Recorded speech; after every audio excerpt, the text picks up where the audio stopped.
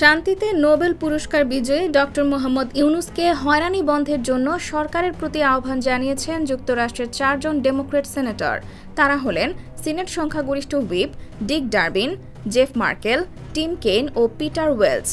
Senator Dick ডারবিনের ওয়েবসাইটে 2রা জুলাই প্রকাশিত বিবৃতিতে এই আহ্বান জানানো হয়েছে। এতে বলা হয়, প্রফেসর মোহাম্মদ ইউনুসের কোর্টে হাজিরা এবং তাতে সন্দেহজনক অভিযোগে তার 6 মাস পর্যন্ত জেল হওয়ার ঝুঁকির প্রেক্ষিতে এই বিবৃতি দিয়েছেন তারা।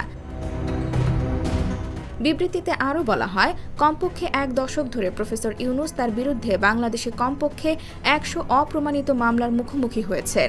এর আগে তার বিরুদ্ধে এই হয়রানির নিন্দা জানিয়েছেন কমপক্ষে 100 শান্তিতে নোবেল পুরস্কার বিজয়ী। এর মধ্যে আছেন যুক্তরাষ্ট্রের সাবেক প্রেসিডেন্ট বারাক ওবামাও। বিবৃতিতে তারা বলেন, প্রফেসর ইউনুসের বিরুদ্ধে এই কার্যক্রমের অনিয়মের বিষয়ে এরই মধ্যে মানবাধিকার বিষয়ক জাতিসংঘের high commissioner Volker Turk, Amnesty ইন্টারন্যাশনালের মতো মানবাধিকার বিষয়ক সংগঠনগুলো আমলে নিয়েছে। এর মধ্যে রয়েছে দেশের শ্রম আইন লঙ্ঘন ও অর্থ আত্মসাতের আরেক মামলায় সম্প্রতি দেয়া 6 মাসের জেল। এসব স্বনামধন্য সংগঠনগুলো দাবি করেছে, বিভিন্ন ফৌজদারি মামলার কার্যক্রমের গতি এবং বারবার তা ব্যবহার করা হচ্ছে রাজনৈতিক উদ্দেশ্যে। বারবার এবং অব্যাহতভাবে প্রফেসর ইউনুসকে হয়রানির মধ্য দিয়ে এটাই প্রতিফলন ঘটে যে বাংলাদেশের অনেক নাগরিক সমাজের সদস্য ক্রমবর্ধমান হারে সীমাবদ্ধ পরিবেশের মধ্যে আছেন।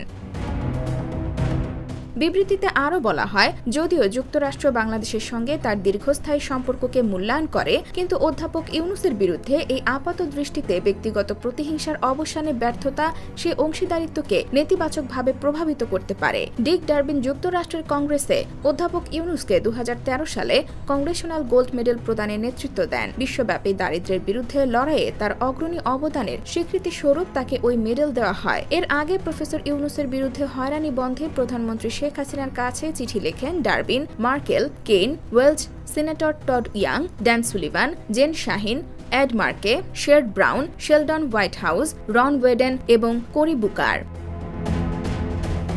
IBTV USA, New York.